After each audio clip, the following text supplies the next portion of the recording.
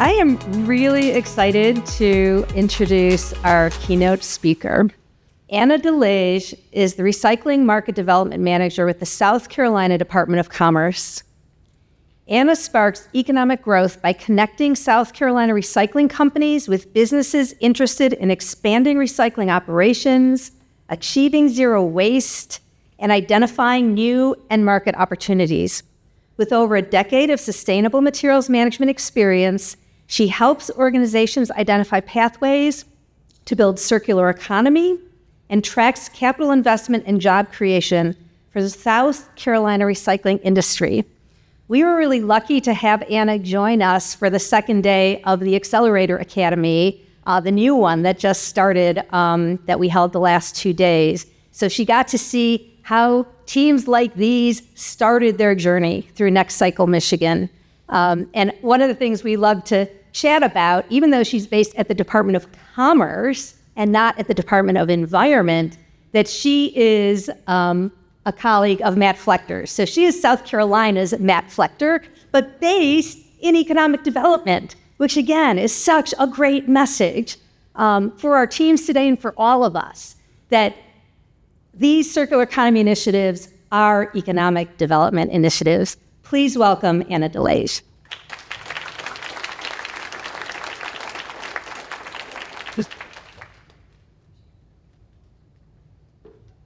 Well, thank you, Elisa. This is the first time I've ever been introduced as Matt Flechter's counterpart. I love it, though, because there is so much that we have in common with the state of Michigan, the work that you all are doing, and I just really appreciate being here. I may have to come and stay in Dearborn.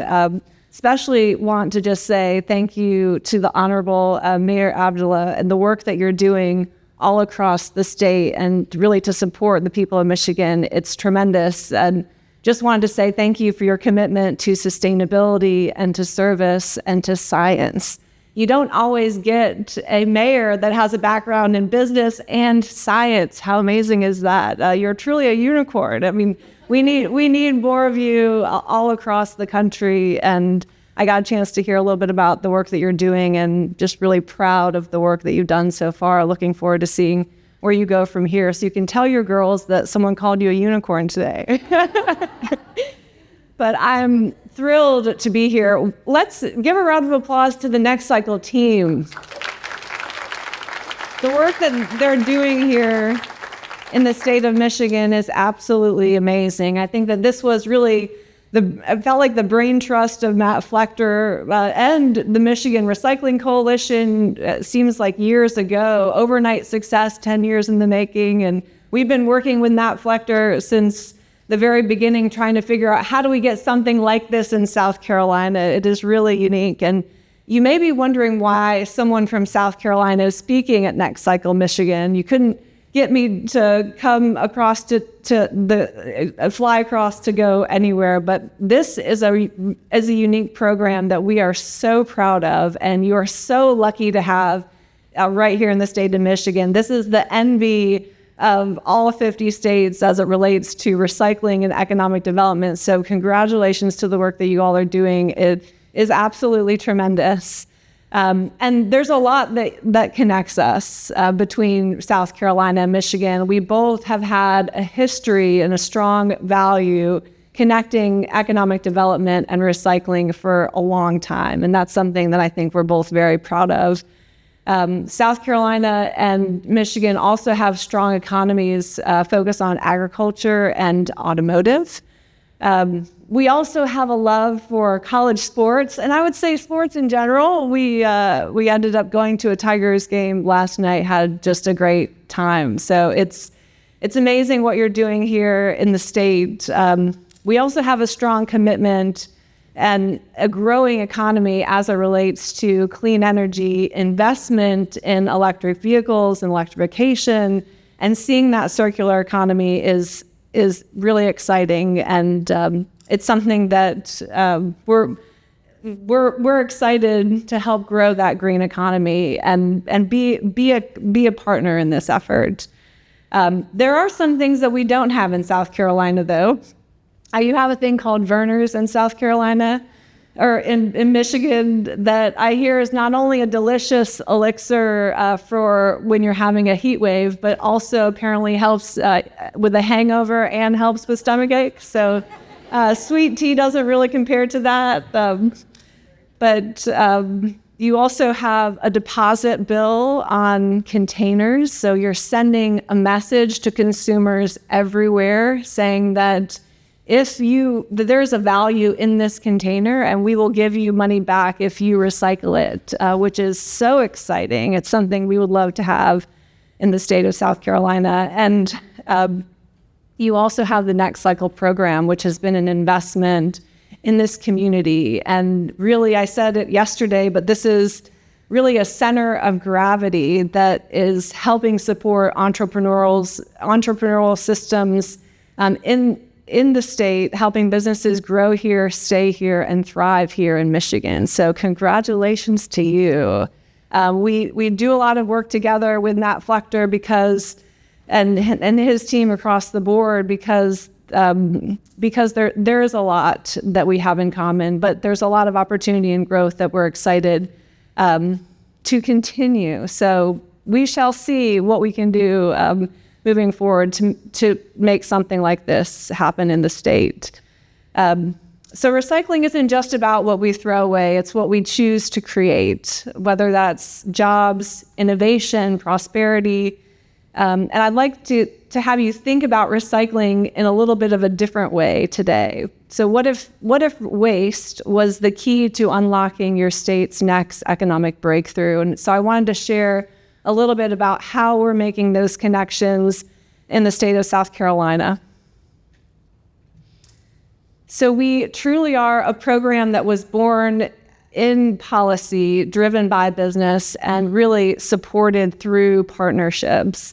So for the last 30 years, we have a statute that was put into place in 1991 that created a team of one at the time that is housed at the Economic Development Agency.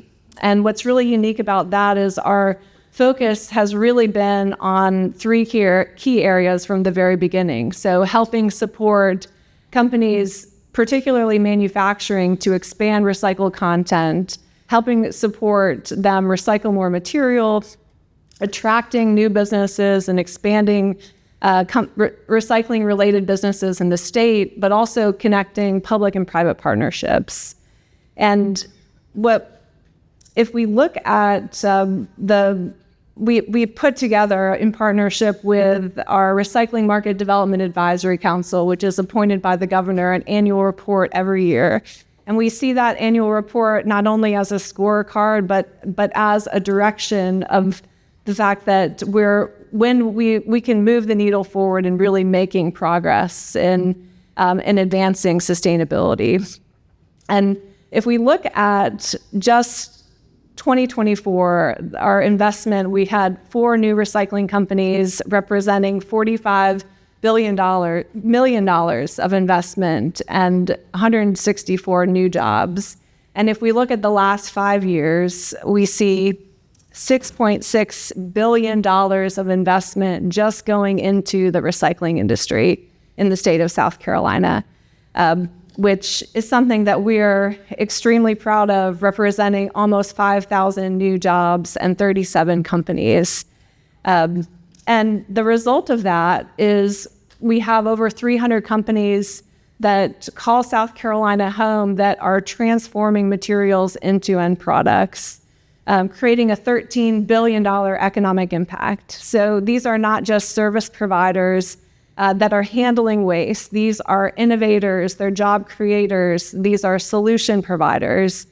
And I wanted to highlight the fact that this is just a short list of some of our processors. So you can imagine you may have over 100 scrap yards that are moving material to support 4 of our steel mills in the state that are manufacturing rebar, that's building our bridges, that is building our infrastructure in the United States. I mean, America is built on the recycling industry. Recycled steel is made here. We're excited about that. These companies, especially if we look at steel specifically, we're looking at 95% recycled content is going into these mills. So these industries wouldn't exist without the recycling industry. We have stories of bottles to textiles, bottles to bottle. And I wanted to share with you a particular story that is near and dear to my heart. So this is a gentleman that is in both pictures. So Joseph McMillan is in the blue. So in 2012, Joseph was a sophomore at Wofford College. And at the time, Wofford did not have access to recycling at all on campus. And he said, you have a university that's supposed to be teaching higher education, and we don't have access to recycling. This is pretty basic. Well, the county did have recycling, but the issue was no one was hauling the material, no one was collecting the material, and so he started to say we could do better, and ended up making connections. And it started as Joseph and a pickup truck to start collecting material at the university. And you see him with a check because he participated in a pitch competition and ended up helping support building infrastructure for his business. And so this is at the same time when we have some really interesting things happening in the state. So we didn't have a regulation that allowed for commercial scale composting to exist in the state at the time. And meanwhile, we had the Charleston County was really interested in figuring out how they could create a state-of-the-art composting facility. So the Department of Health and Environmental Control essentially created a pilot project, a pilot regulation that the county could use to start what ended up being a state-of-the-art composting facility that ended up getting Composting Facility of the Year from the U.S. Composting Council. So meanwhile, if you drive 3.5 hours down the road to where Joseph is in Spartanburg County, his passion really is in organics. And he's seeing that this is an untapped market and an opportunity that we need to explore, that he could really take advantage of. And at the same time, he ends up connecting with another gentleman, Gary Neihart from Clemson University, who has a background in soil science and a passion for organics. And so that passion really starts to drive what do we do with this? And how do we take this pilot regulation that hasn't been used anywhere other than as a pilot? How do we open it up so that entrepreneurs can come into the space and really to make an impact in the space? And what was really exciting is that they ended up connecting at a Carolina Recycling Association event, and through a few beverages later, they connected with the Greenville County, their solid waste director, Marcia Pappen. And by the end of the night, had written out on a napkin a strategy to figure out if we could take 6 acres from the landfill that's already permitted for a landfill, we could cut the ability for us and the timeline for us to be able to set aside this area just for composting, but then we would lease that to Joseph and Gary to start a composting facility if they followed through all of the regulations, right, Julie? And our job at the Department of Commerce was to make sure that here we had a new opportunity for infrastructure, but we didn't even know what the market capability was. So we started to do market analyses to look at where are the food waste generators located, who are they, how do we help develop what the feedstocks are, doing all the data collection, a lot of the work that you're doing, right? And we ended up connecting and creating matchmaker events where we brought grocery stores and hospitals and our largest universities together and with end markets to get people excited about the fact that we have new infrastructure, we can help you meet your sustainability goals. And this is an opportunity that we didn't have yesterday, but we now have today. And we have an opportunity to bring all those pieces together. And so and we worked with their team throughout the years. They end up creating Atlas Organics that ends up moving into not only out of South Carolina, but all across the Southeast, in Texas, in California, and they are successful with multiple rounds of fundraising, raising over $35 million. Just an incredible story. And Generate Capital gets excited about the work that they're doing and decides to purchase the company. And so they had a successful exit from that venture. And now they're helping new entrepreneurs that are coming into the space and looking at opportunities to really to build that ecosystem, because this really truly is an ecosystem. So I wanted to share that story because I think it's exciting to see these small pieces. Sometimes we only see this moment in time, but if we look back over NextCycle from the last 5 or 6 years, just to see those numbers on the screen, it's incredible to see the ecosystem that is being created right here in Michigan. And fast forward to today, I also wanted to share that we've been working heavily on focusing on how do we support electrification, and we've seen an incredible amount of investment in this space in the state. I mentioned earlier that we're really focused on automotive. We have companies like BMW and Volvo, Mercedes-Benz vans building vehicles in the state. We have Scout Motors coming into the state capitol. And as a result of that, we've seen over $10 billion of investment, and particularly the largest investment that we've seen in the state's history has been with a recycling company. How exciting is that? So $3.5 billion from one company, Redwood Materials. So this started off as J.B. Straubel was working for Tesla as their chief operating officer, and he saw a vision that really the supply chains for critical minerals don't make a lot of sense, and no one was thinking about end-of-life battery to be able to bring that material back. So he left Tesla, set up a facility in Nevada, and as of the end of the summer, their East Coast location in South Carolina will be bringing in batteries. And what's interesting is they actually don't call themselves a battery recycler. They call themselves a cathode manufacturer. So they just happen to recycle, right? Because they're trying to be vertically integrated. And it's just an amazing story. And we're continuing to see companies like Cerba Solutions, Princeton New Energy come in. And we've, over the last 18 months, brought the full value chain in a room together and looked for solutions, because we know that if we work together, there's a lot that we can do to help advance the system as a whole. So pretty exciting stuff. And I wanted just to share a little bit about what we're doing with tires. So I remember it was a Tuesday on December 9th, 2022. We held our first Scrap Tire Sustainability Coalition meeting. This was supposed to be the first of 4 meetings over the course of a year. It ended up being 9 meetings over the course of 3 years, but we were having a lot of issues with recycled tires in the state. So you can imagine you have an incredible supply of tires, end-of-life tires, but having end markets for that continual supply can be really challenging. And so we had a goal of looking at how do we fix markets. I mentioned that legislation that created our office in 1991. It also put a cap on the amount that local governments were able to charge for tires, for recycling tires. And what was happening is, in order for counties to recycle just the tires that are coming in through their facilities, they were having to shut down other recycling programs because there wasn't enough funding.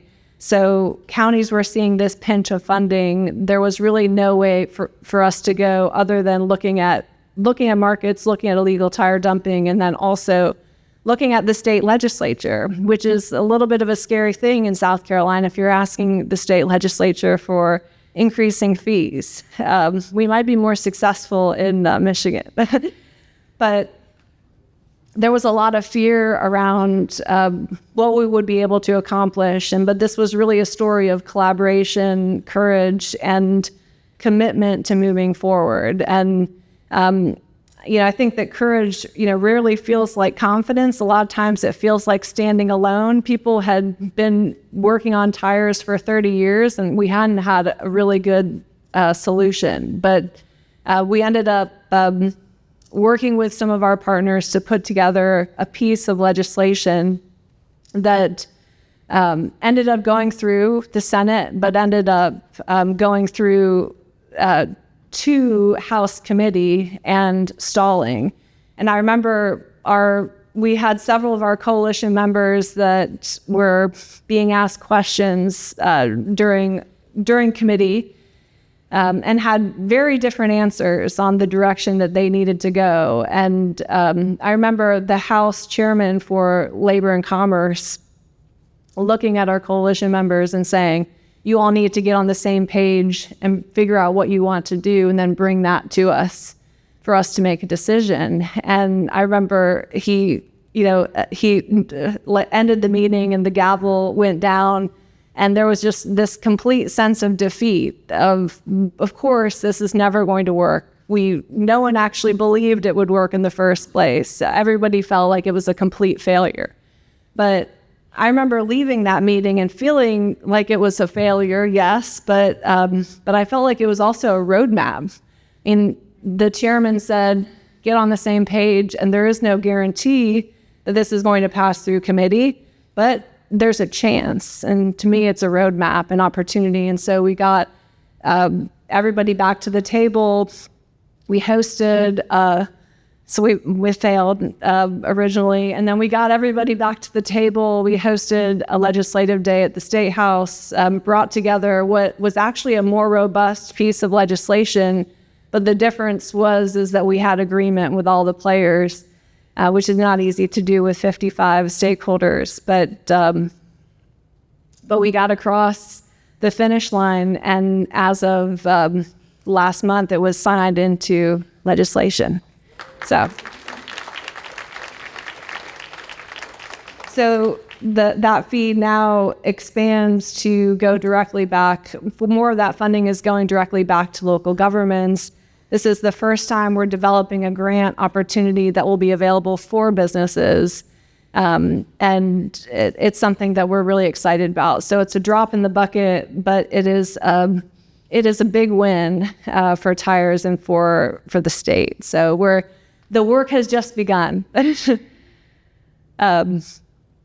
But I really want to make sure that we have plenty of time for the people in the room that are pitching, and I know that you're excited about that. And I wanted just to say that this is our moment, not just to manage waste, but to reimagine wealth, not just to develop markets, but to regenerate value, and not just to recycle, but to lead. So no one is coming. Let's not wait for the future, but let's build it together. So thank you so much for having me, and I'm glad to be here.